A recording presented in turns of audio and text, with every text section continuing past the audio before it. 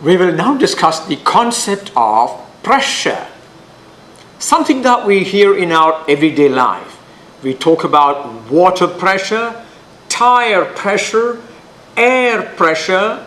The meteorologist talks about low pressure regions, high pressure regions.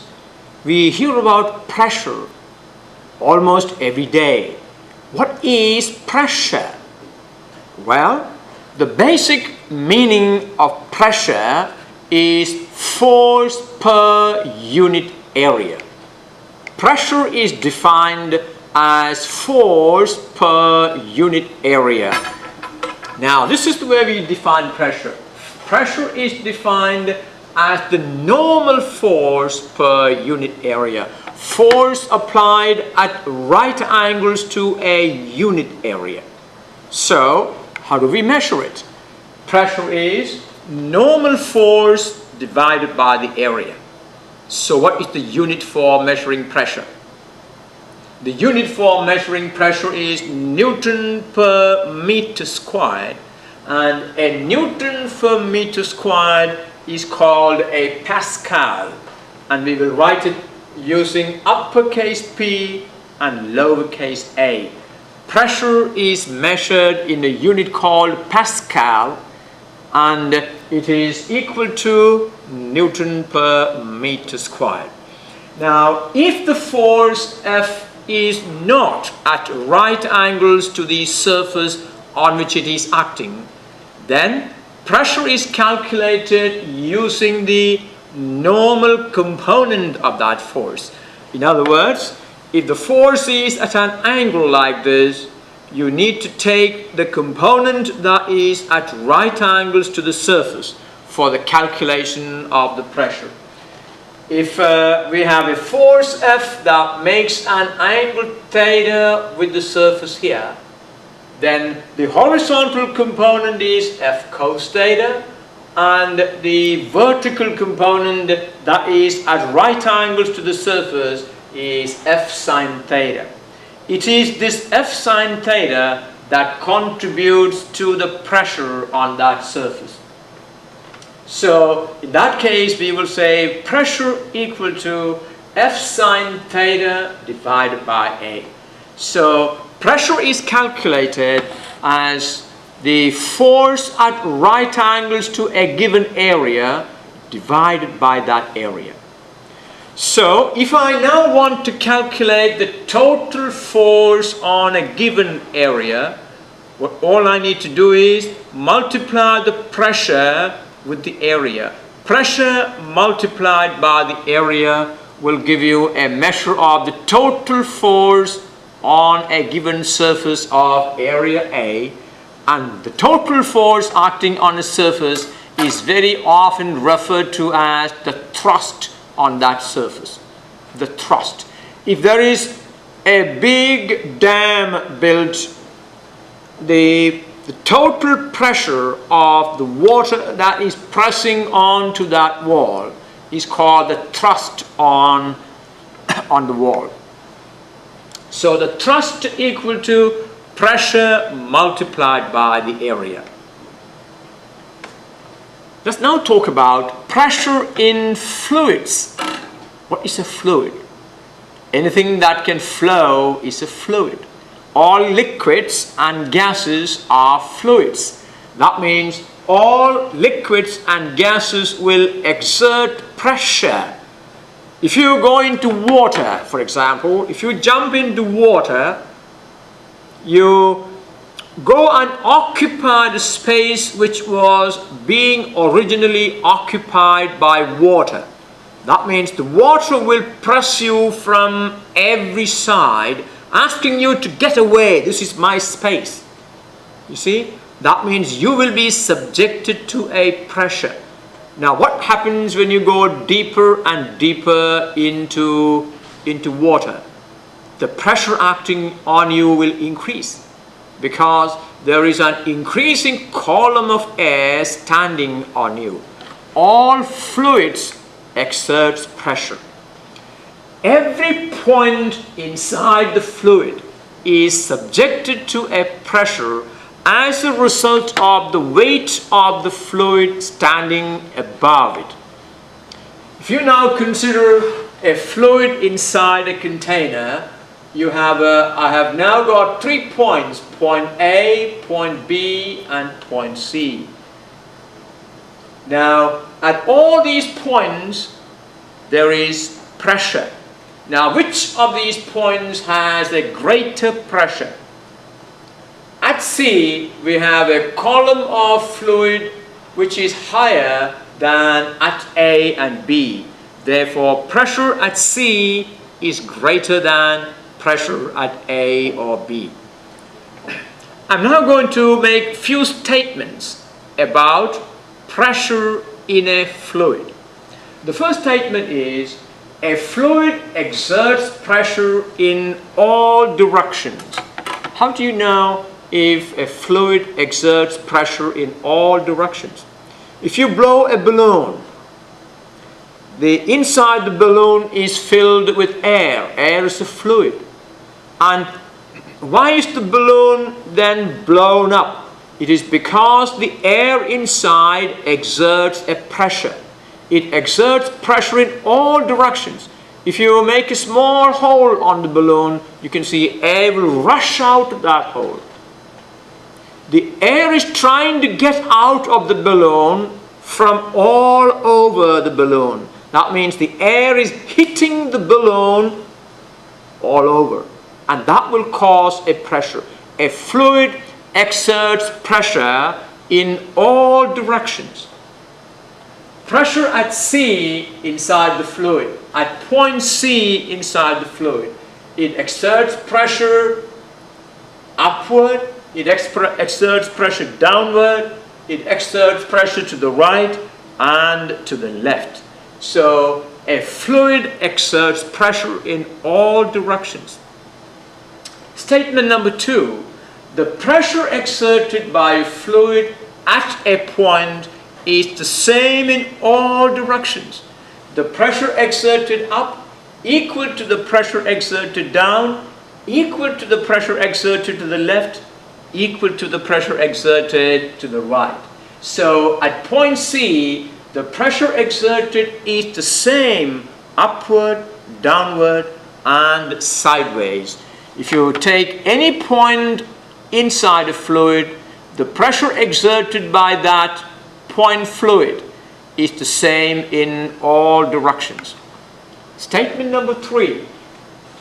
Pressure exerted by a fluid at any point on the same horizontal surface is the same. Now, if you consider points A and B, points A and B are on the same horizontal surface. That means pressure at A is the same as the pressure at B. Pressure exerted by a fluid on the same horizontal surface. Pressure exerted by a fluid at all points on the same horizontal surface is the same. And statement number 4, pressure exerted by a fluid at a point is directly proportional to the depth of that point from the surface of the fluid. As the point is deeper and deeper into the fluid, the pressure will increase. The pressure at a point is directly proportional to the depth of that point from the surface. It means the pressure at C is much greater than the pressure at A or the pressure at B. Now those are very important statements about pressure exerted by a fluid. Let's now talk about and obtain an expression for pressure exerted by a fluid at a particular point within it. We will obtain an equation to calculate the pressure at a point inside a liquid. Consider a small area. I have a liquid or a fluid inside a container. Now consider a small area dA in a fluid at a depth h. this area dA is at a depth h from the surface. The force acting on dA is a measure of the weight of the fluid standing on it. Is that right? If this is an area that is circular, if it is a circular area, you can imagine a tube of liquid standing on that area. That means the weight of that liquid is pressing this dA. So the force acting on that area dA is a measure of the weight of this fluid. Now, how do we calculate the weight of an object? Let's calculate the weight of the fluid standing on that area dA. First of all, what is the volume of the fluid standing on the area dA? Well, the volume is its base area. The base area is dA multiplied by the height. That will be dA times h. dA times h is a measure of the volume of the fluid standing on the area dA. Alright, if you know volume, we can find the mass. How do we find the mass if you know the volume? Volume multiplied by density will give you mass. So if you know the density of this fluid, the mass of the fluid standing on dA is its volume. Volume is dA times h. Multiply that with the density of the fluid. Now that will be dA times h times rho. Rho is the density of the fluid. I have told you, I think a couple of times before, when you want to represent the density of a substance, we use the letter rho, Greek letter rho. So this is now the mass of the fluid standing on this area. dA times h is the volume of the fluid. Multiply the volume by the density, you get the mass. Well, once you know the mass, how do you find the weight? Weight of an object of mass m is mg newtons. Is that right? Yes. So what is the weight of the fluid standing on this area dA? It is the mass. Mass is dA times h times rho. That's the mass multiplied by g. Now this is a measure of the force acting on dA. Is that a normal force? Yes, it is. If my hand is that area dA, the column of fluid standing on that area exerts a force on the area, which is the weight of the fluid, and that is at right angles to that surface. Therefore, the weight of this fluid, this quantity, is a measure of the force acting on the area dA. It's a measure of the total force, and the total force on the area we call thrust. Is that right? So dA times h times rho times g is a measure of the thrust acting on the area dA. So how do we find the pressure on the area? Pressure is the total thrust divided by the area, or pressure equal to thrust divided by the area. Thrust is a measure of the total force, and the thrust is dA times h rho g. dA times h rho g divided by the area dA, and the dA and the dA will cancel, giving us the expression pressure at a point inside the fluid is h rho g, where h is the depth of that point from the surface, rho is the density of the fluid, and of course g is the acceleration due to gravity. So if you know the depth of a point from the surface of a fluid, And if you know the density of that fluid, you can find the pressure at that given point. A very important relation. Pressure exerted by a fluid at a point inside is H rho G, where H is the depth of that point from the surface, rho is the density of the fluid. So pressure at a point, P equal to H rho G. Don't forget that. Transmission of pressure in fluid, Pascal's law. We have a number of applications where pressure exerted in a fluid is transmitted through the fluid. Now, have you ever come across an example where pressure exerted at one part of a fluid is transmitted right through the body of the liquid?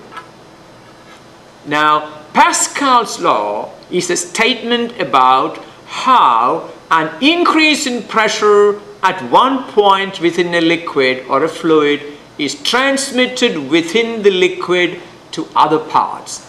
Pascal's law states that an increase in pressure at any point in a fluid is transmitted without change to all points within the fluid. Now, I'm sure you know that the brake of your car, isn't it a hydraulic brake? You use a brake fluid in your car. Have you ever noticed that? When you pump on your brake, what happens is you are applying a pressure on the brake fluid that is connected to the brake that goes through a tube. So when you press on the brake, the pressure inside the brake fluid increases at the point where the brake is pressed. There is an increase in pressure at one part of that fluid. That increase in pressure is transmitted without change right through the fluid until it reaches the brake drums where that increase in pressure is felt, where it executes that braking process. Is that right? So in the hydraulic brakes that you use in your car, we use Pascal's law. An increase in pressure at one point within the fluid is transmitted without change throughout the fluid to other points. Now, a hydraulic lift that lifts your car for repairs uses the same principle. Well, the figure shows a weight W placed on the surface of a fluid inside a container. Now, when you place a weight on the surface of a fluid, that will cause an increase in pressure at points that are close to that weight. Is that right? The weight causes an increase in pressure at points immediately in contact with the weight. According to Pascal's law, this increase in pressure is transmitted to all other points within the fluid. An increase in pressure at points immediately in contact with that weight is transmitted so that the same increase in pressure is felt at point A and at point B. An increase in pressure at one point within a fluid is transmitted without change to all other points within the liquid. So the same increase in pressure will be felt at points A and B. An application of this principle is found in the hydraulic lift. Let's take a look at how a hydraulic lift is made and what is the principle of action of a hydraulic lift. Well, a hydraulic lift really consists of a simple phenomenon. It's a container that contains a fluid. Now, the container has a narrow limb and a broad limb. Each of these is closed by a piston. The piston or plunger, this is the piston that is on the narrow limb. It's also called the plunger, where you can apply a force. Now, this piston has an area A1 on which you can apply a force. And on the other limb, you have a platform on which a load is placed. You want to raise that load. The area of that piston here is A2. So once again, there are two limbs for the container. One is a narrow limb and the other is a broad limb. In the narrow limb, you have a piston which has an area A1. You can also call it a plunger. You can apply a force on it. So this has an area A1, and the platform on the other side has an area A2. All right. When you apply a force on the plunger, when a force F1 is applied on the piston, it causes an increase in pressure P equal to F1 over A1. Is that right? You apply a force F1 distributed over an area A1. So what is the increase in pressure that force will cause? That force causes an increase in pressure P equal to F1 divided by A1. And that increase in pressure is felt all over these points which are directly in contact with this piston. Well, according to Pascal's law, an increase in pressure at one part of a fluid will be transmitted without change to all other parts of the fluid. So that means an increase in pressure here will be experienced by an increase in pressure on the other side as well. This means that an increase in pressure on the platform of area A2 is also P. When there is an increase in pressure P near the plunger, there will be a corresponding and same increase in pressure near the platform. Well, if there is an increase in pressure near the platform, what is the force that will then push the platform up? This increase in pressure causes an increase in thrust on the platform. How much is the increase in thrust? It will be the pressure multiplied by this area, which is A2. So F2 is a measure of the thrust on the platform of area A2. That is the pressure on it multiplied by the area A2. This is at the increase in pressure on it multiplied by the area A2. And that gives the increase in thrust on that platform. Now that will be, if you now replace this P, remember P equal to F1 over A1. So if you replace this P by F1 over A1, we get F2 equal to F1 over A1 times A2. And we can rearrange it to read like this. F2 equal to F1 times A2 over A1. Now what does that mean? You know by looking at it, A2 is much greater than A1. Suppose the area A2 is 5 times the area A1. Then A2 by A1 will be 5. Therefore, the increase in force, the increase in thrust at the platform will be 5 times the force you applied on the plunger. What it tells you is that you can actually apply 5 times the amount of force on this side by applying a small force at the plunger. If you apply a force of 10 Newton at the plunger.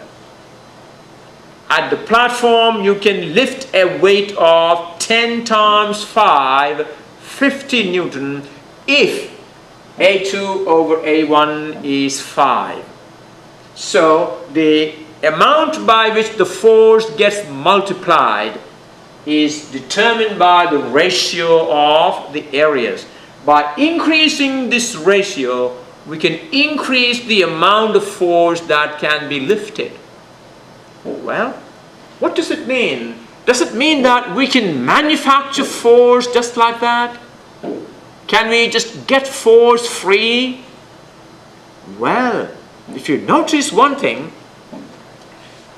in order to lift a greater force on the right side, you apply a small force on the left. But this small force has to move through a very large distance in order that you lift this large weight through a very small distance. When you gain in force, you lose in distance. You see, energy cannot be created. The maximum energy output you can have here is the energy input here. Energy cannot be created. You know that work done is a measure of the energy used. So what is the input work done?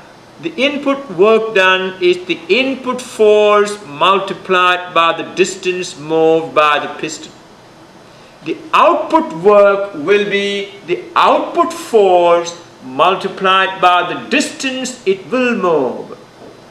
When you multiply the output force, the output distance will be very small. So that is one thing you need to remember here.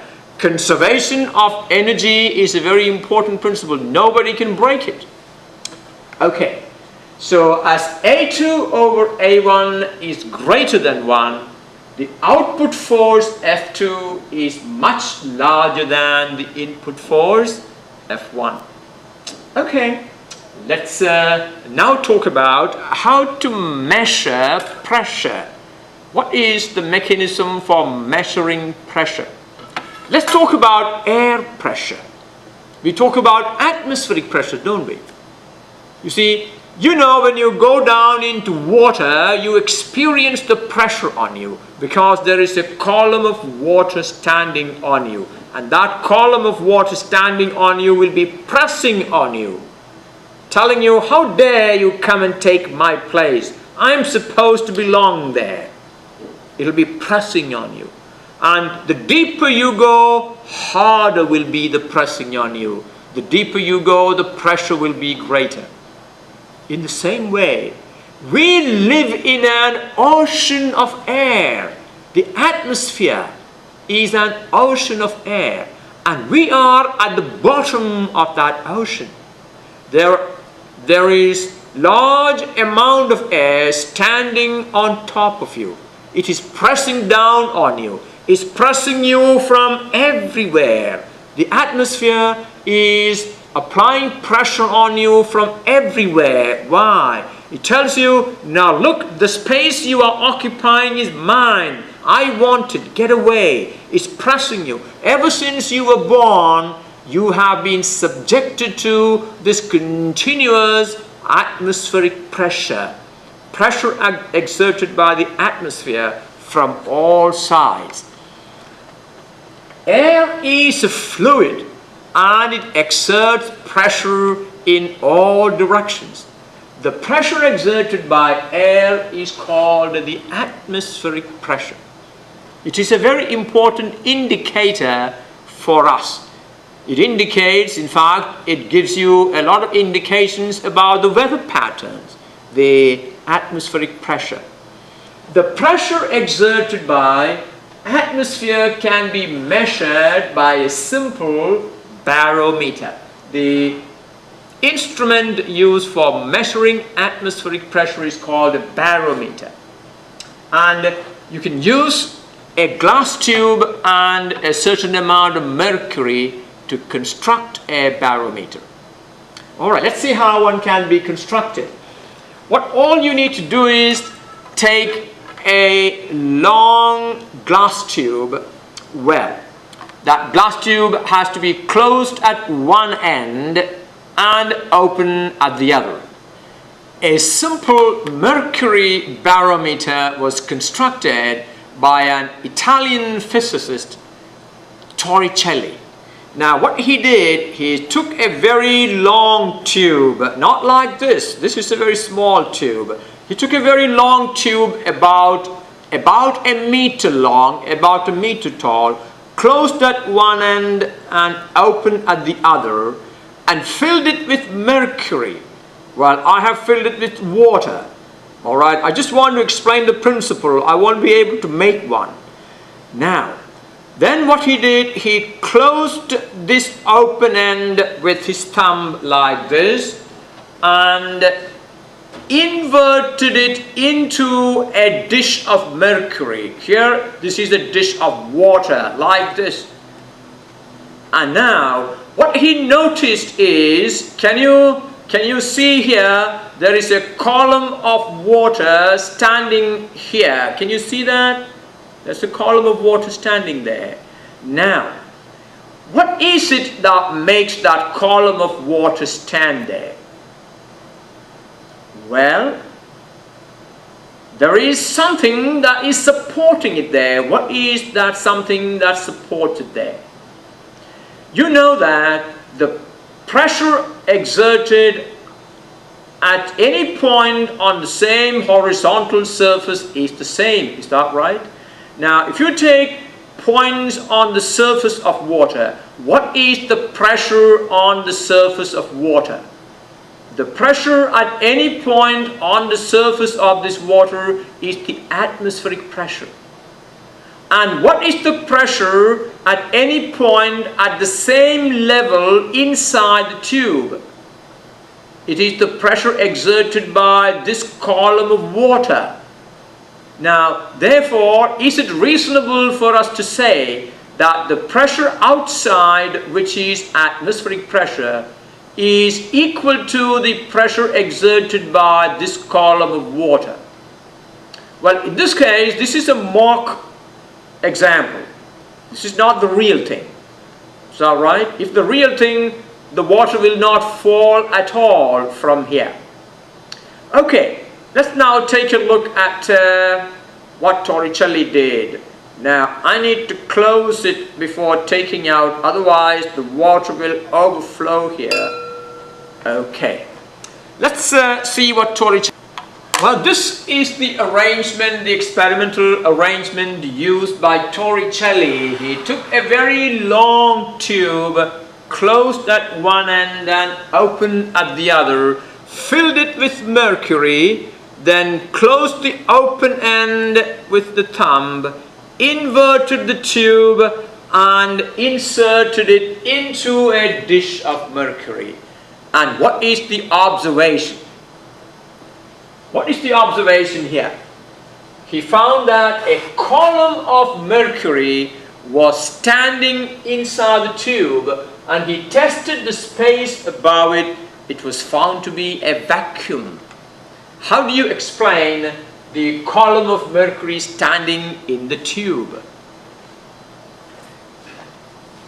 Now, he noticed that whenever he did this experiment, the length of the air column or the height of the mercury that is standing in the tube is about 760 millimeters when the experiment is done at sea level. It doesn't change. Well, what does that mean? The space above the mercury in there is a vacuum. Now, what does that mean? We talked about this. Now, why doesn't the column of mercury in the tube fall further? Why doesn't it fall further? If you can explain that to me using the example I showed you. Now, consider points A and B. This is point A and this is point B. Now, the point A is outside that tube, point B is inside the tube. And you notice that A and B are on the same horizontal surface. It means the pressure at A equal to the pressure at B. Is that right? Okay, so the pressure at A is the atmospheric pressure. Pressure at A is due to the air, due to the big column of air standing on top of it. And pressure at B, because there is no air above the mercury, pressure at B is purely due to the weight of mercury standing on it. So what conclusion can we take? Pressure at B is the pressure exerted by the 760 millimeters of mercury. Is it reasonable for us to conclude that pressure at A therefore should also be the same as the pressure exerted by 760 millimeters of mercury? Now what does that mean? It means if I now hold my two hands like this, and on my left hand I have this big column of atmosphere. On my right hand I have a column of mercury 760 millimeters high. The pressure exerted by the column of mercury 760 millimeter high will be exactly equal to the pressure exerted by this very large column of air. And so we can therefore conveniently say, we can conveniently conclude that atmospheric pressure equal to the pressure exerted by the column of mercury in the tube. Once you can measure the height of the column of mercury in the tube, you can say the pressure exerted by this column of mercury is the same as the pressure exerted by the atmosphere anywhere on the surface wherever this experiment is done. Is that right? So pressure exerted by the atmosphere at sea level is approximately equivalent to the pressure exerted by 760 millimeters of mercury. Now, pressure exerted by 1 millimeter of mercury is called 1 torr. So, you can now use a unit for measuring atmospheric pressure. Pressure exerted by 1 millimeter of mercury is 1 torr. And how much is the atmospheric pressure? Atmospheric pressure is equivalent to the pressure exerted by 760 millimeters of mercury. So, atmospheric pressure is how many torr? Atmospheric pressure is 760 torr. Alright? Now, 1 torr, there's another unit for measuring pressure. 1 torr is 13.3 millibars. This is a commonly used unit for measuring pressure. A millibar. Look at the way we write it, small m, small b. 1 torr, the pressure exerted by 1 millimeter of mercury is 13.3 millibars. And therefore, 1 atmosphere, the pressure exerted by the atmosphere is 13.3 millibars multiplied by 760 millimeter, that is 1011 millibars. When we say the pressure of 1 atmosphere, we mean a pressure of 1011 millibars. Well, we are not familiar with measuring pressure in torr or millibars. What is the unit for pressure that we use as physicists? It's the Pascal, isn't it? So we need to figure out 1 atmosphere, which is 1011 millibars, is how many pascals? Alright, let's do that. Atmospheric pressure in absolute unit. Pascal is the absolute unit for pressure. Well, we can now use the pressure equation to obtain the atmospheric pressure at sea level. Now, we now know that pressure exerted by the atmosphere is the same as the pressure exerted by a column of mercury of height 760 millimeter. And what is the equation for pressure we derived some time ago? Pressure exerted by a fluid at a point is H rho G. That means pressure at B due to the column of mercury standing on it is the height of mercury multiplied by the density of mercury multiplied by G. Now, do you know the density of mercury? Mercury is approximately 13.6 times denser than water. What is the density of water? Density of water is 1 kilogram per liter, which is 1,000 kilogram per meter cube. If you take a container which is 1 meter long, 1 meter wide and 1 meter tall, the mass of water that container will hold is 1,000 kilogram. So density of water is 1,000 kilogram per meter cube. And mercury is 13.6 times denser than water.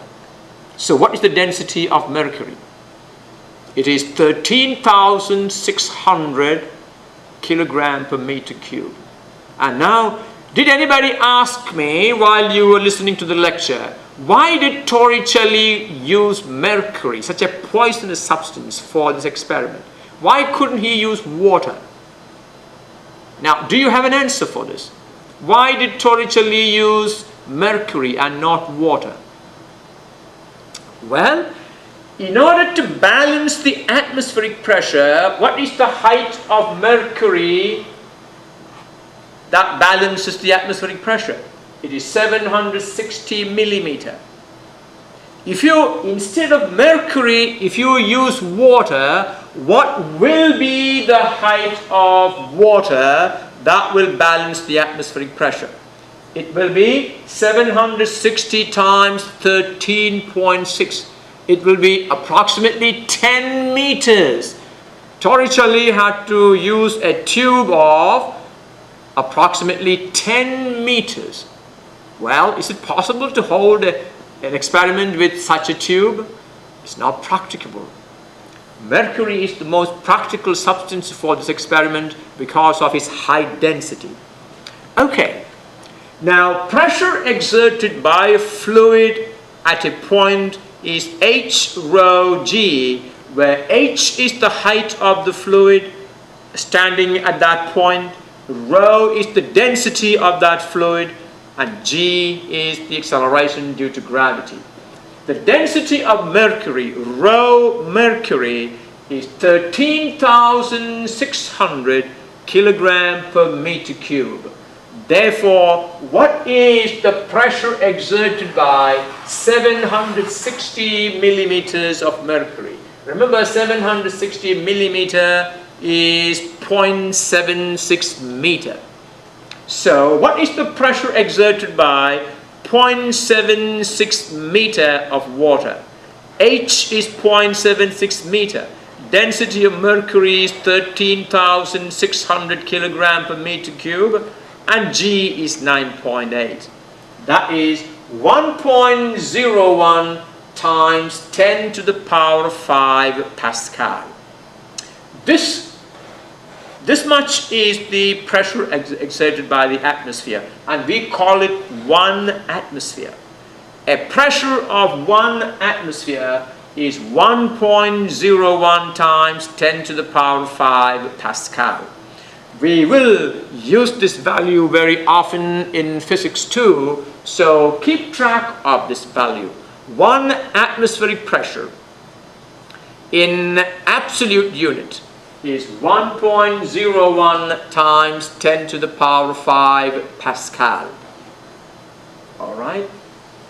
Let me ask you, how many millibars are these?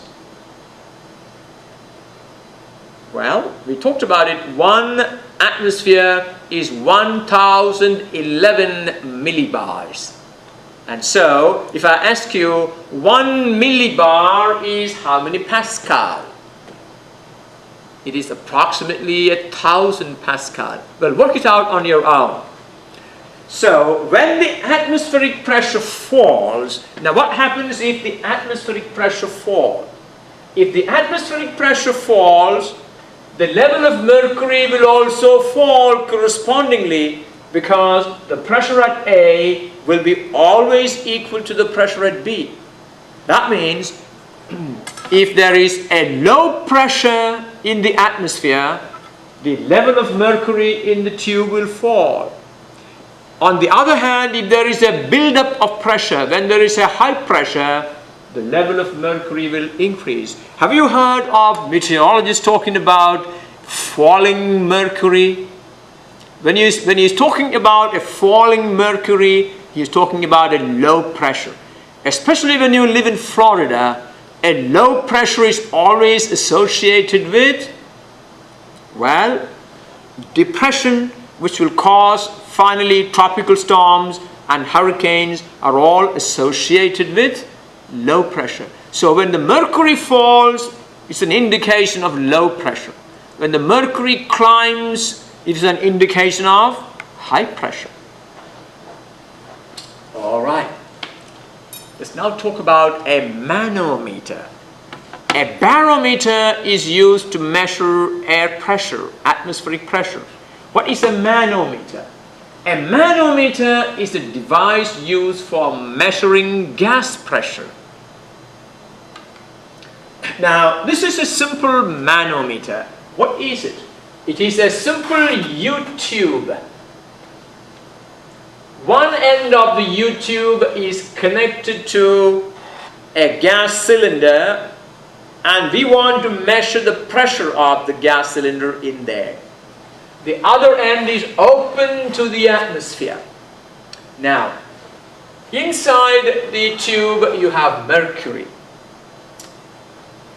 Now, tell me, what is the pressure at the top of mercury in the open part of the tube? What is the pressure there? It is open to the atmosphere, which means the pressure there is the atmospheric pressure.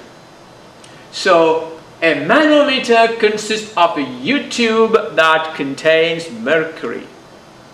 One end of the U-tube is connected to a gas supply. The other end is open to the atmosphere. Now, if the levels of mercury, suppose this is the manometer before we connect it to the gas supply. You notice that the levels of mercury at both the limbs of the manometer are the same. That means both are atmospheric pressure. So, when the pressure is the same, the levels of mercury must be the same in both the limbs. If the level of mercury in the limb connected to the gas is lower, suppose this is the end connected to the gas supply, and that the level of mercury there is lower. What does that indicate? It indicates that the pressure of the gas in the cylinder is greater than the atmospheric pressure, because the pressure inside the open tube will be the atmospheric pressure. Now, can you measure this pressure? How much is this pressure? You know that the atmospheric pressure is the same as 760 millimeters of mercury. Pressure exerted by 760 millimeters of mercury.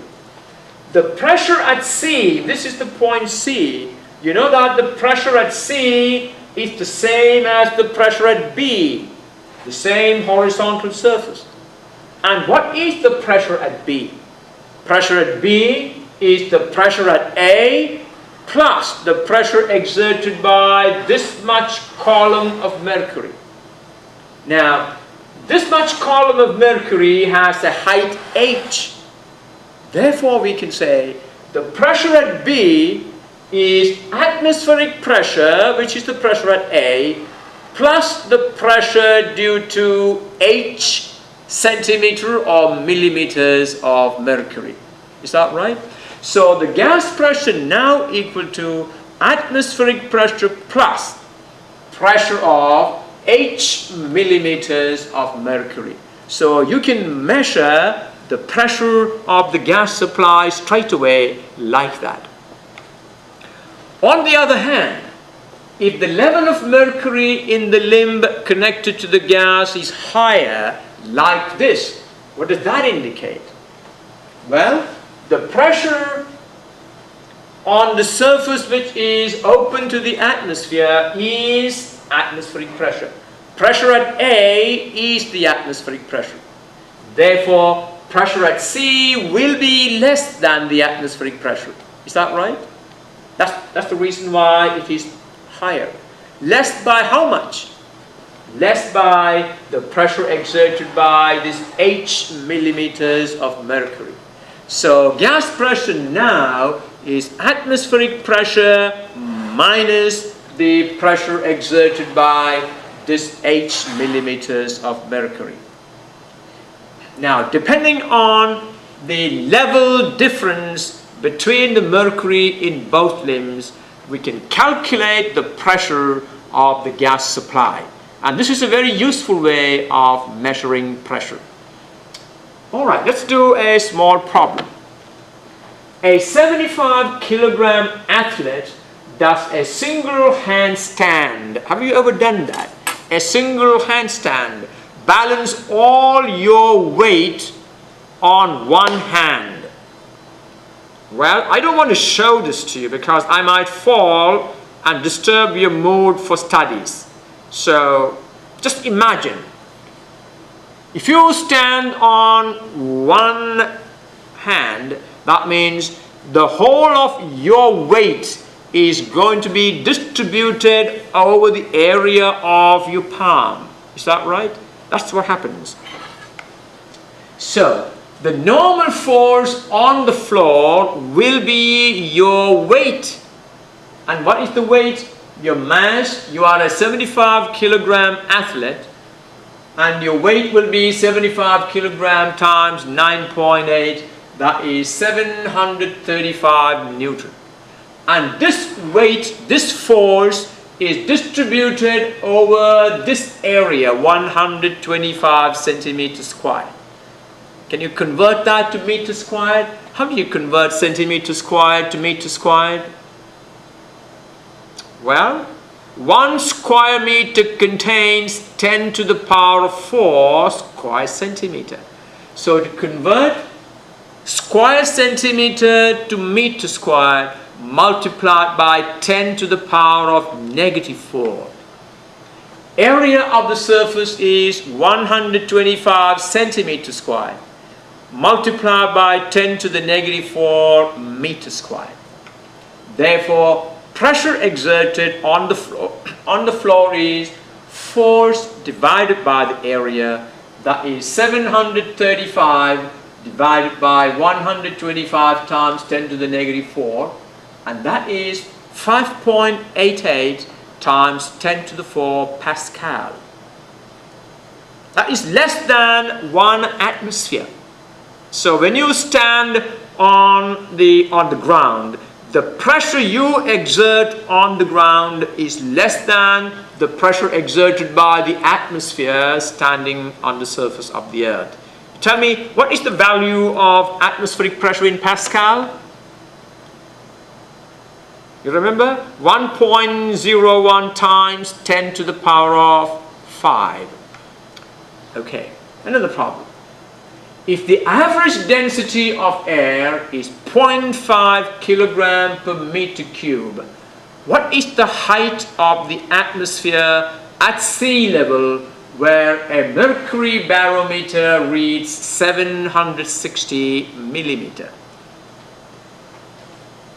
Well, you have mercury barometer, the height of mercury column is 760 millimeter, and the pressure exerted by that column of mercury balances the pressure exerted by this big column of air standing at the same side.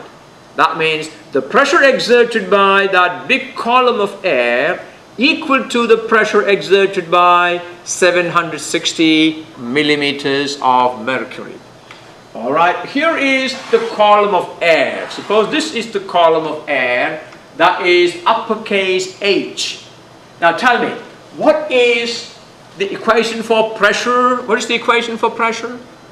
Pressure exerted by a fluid is H rho G. So pressure exerted by the atmosphere at a point at the surface is the height of the atmosphere, that is H, times rho, density of air. The fluid here is air, times G. So pressure exerted by the atmosphere will be the height of air times the density of air multiplied by G. And that will be exactly equal to the height of mercury times density of mercury times G. Alright? If the height of the atmosphere is uppercase H meter above the sea level, the pressure exerted by this H meter of air is given by pressure exerted by air equal to H rho G, height of air multiplied by density of air times G. And that will be H we don't know, the density I gave you, an average density. Well, the density of air at sea level is approximately 1.29 kilogram per meter cube. But as you go higher and higher, air will become less and less denser. So I have just taken a ballpark value. Let's 0.5 kilogram per meter cube is the average density over the height of the atmosphere. So H multiplied by density of air times G, 9.8 meter per second squared, and that is equal to 4.9 H Pascal, where H we don't know. And this pressure is balanced by pressure exerted by 760 millimeters of mercury. Now, what is the pressure exerted by 760 millimeters of mercury? It is the height of mercury multiplied by the density of mercury times G.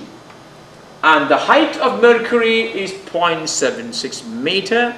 Density of mercury is 13,600 kilogram per meter cube. And G is 9.8. We know this. What is this equal to? That is 1.01 times 10 to the 5 Pascal. Now that means the pressure exerted by 760 millimeters of mercury equal to the pressure exerted by H meters of air. We can now take these two and equate and calculate the value of H. 4.9 H equal to 1.01 times 10 to the power 5, and therefore H equal to 1.01 times 10 to the 5 divided by 4.1, and that is 20,612 meter. Well, it means this is an average height of the atmosphere. The atmosphere extends much more than that. We used an average density which gave us this value, 20,612 meter, which is about 21 kilometers. Alright, another one. If a mercury barometer reads 700 millimeter on top of a mountain, what is the height of the mountain assuming that the density of air remains a constant throughout the height and is equal to 1.29 kilogram per meter cube. Well, you know that as you go higher and higher, the pressure is going to fall. Why? You climb higher and higher, the height of the air column standing on you will be less and less. That means you go to the top of Mount Everest, the air pressure there will be very small, very low, because the column of air standing above that will be very small. Now, we climbed a mountain and we measured the pressure on top of that mountain. The column of mercury now stands at 700 millimeter. So how much is the fall in the mercury level? The barometer reads 760 millimeters at sea level. When you took it to the top of the mountain, the level fell by 700 meter. Now, level fell by 60 millimeter. Now, the level of mercury fell by 60 millimeter because the height of air has been reduced by the height of the mountain. Is that right? The air column standing on the mountain is now less. Less by how much? Less by a height equal to the height of mountain. Alright, so how do we do this problem?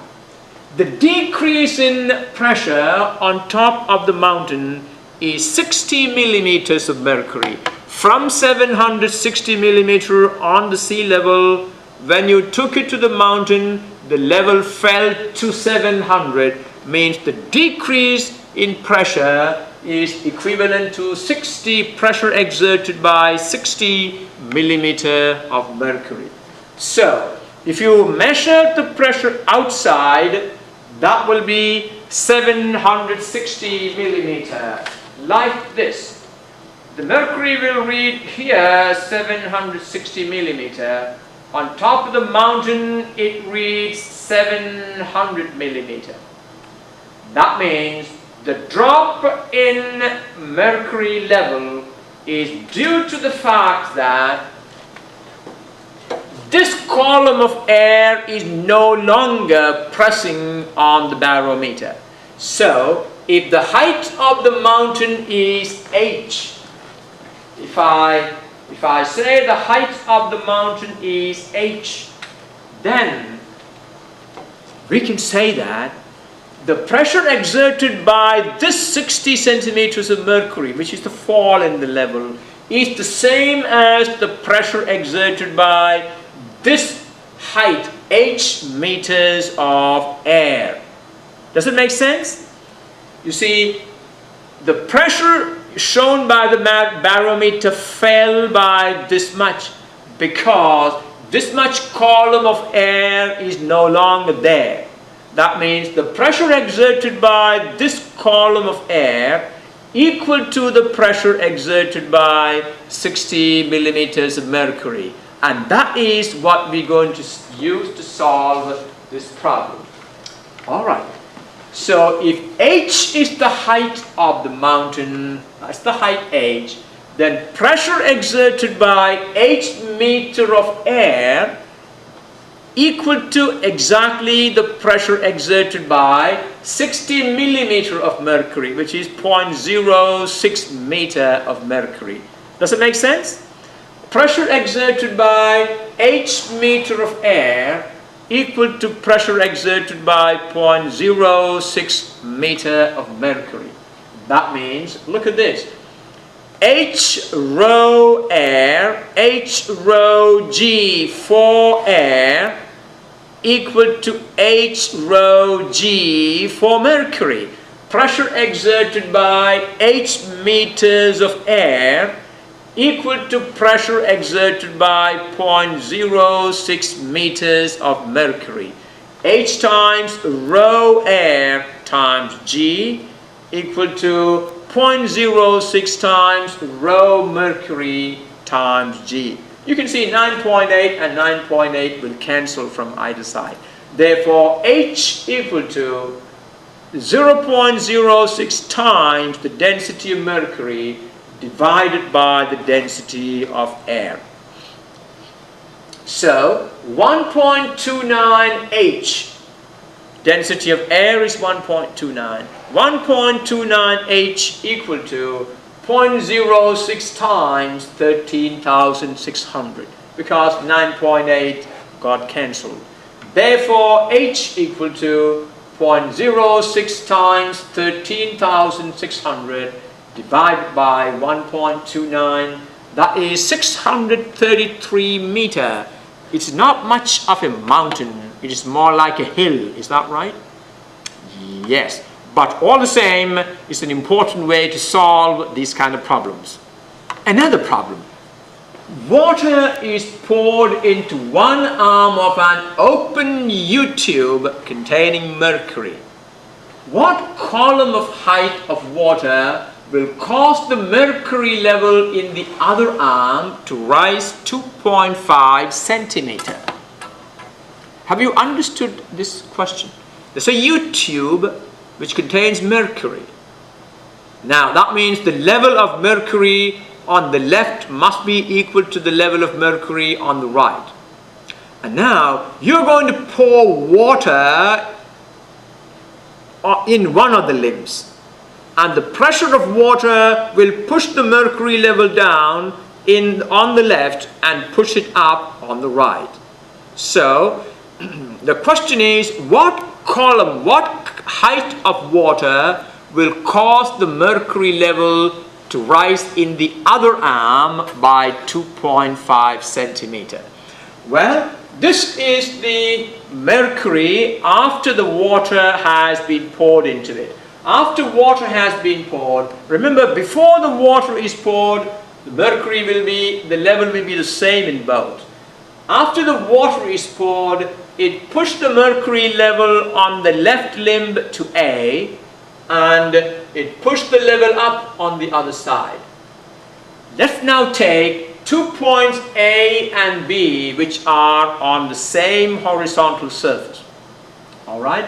Let x centimeter be the height of the water column. We need to find that x. That causes a rise in the mercury. Look at that. The rise in the mercury is 2.5 centimeter. So this is the level of mercury on the left. That means the rise of the mercury on the right is that 2.5 centimeter. Now, considering the same horizontal level AB, we have pressure at A must be equal to pressure at B. We know that. Pressure at A equal to pressure at B. But pressure at A is due to the column of water standing on it. Pressure at B is due to this column of mercury standing on it. Pressure exerted by x centimeter of water. You see, pressure at A is the pressure exerted by x centimeter of water. And pressure at B is the pressure exerted by 2.5 centimeter of mercury. So pressure exerted by x centimeter of water equal to pressure exerted by 2.5 centimeter of mercury. Can you rewrite this equation using the pressure equation? Pressure equal to H rho G.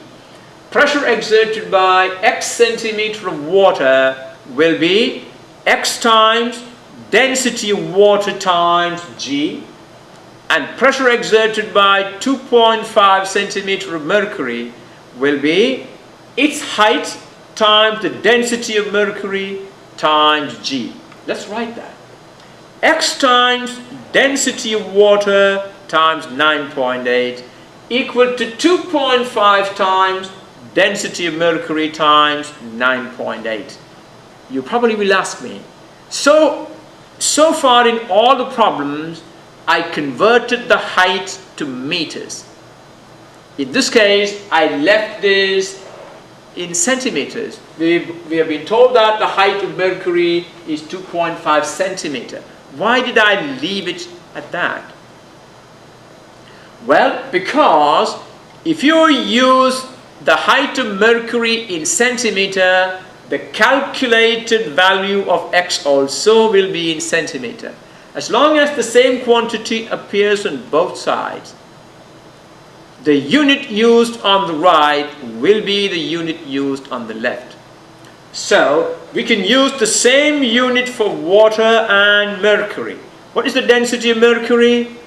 13,600 kilogram per meter cube. What is the density of water? 1,000 kilogram per meter cube. And of course 9.8 will cancel. So x times 1,000 times 9.8 equal to 2.5 times 13,600 times 9.8. I don't know why I'm carrying this 9.8. I should have cancelled that long ago. Is that right? Okay. Therefore, x equal to, after cancelling the 9.8, x equal to 2.5 multiplied by 13,600 divided by 1,000. That is 34 centimeter. The height of water that will balance an increase in height of 2.5 centimeter of mercury is 34 centimeter.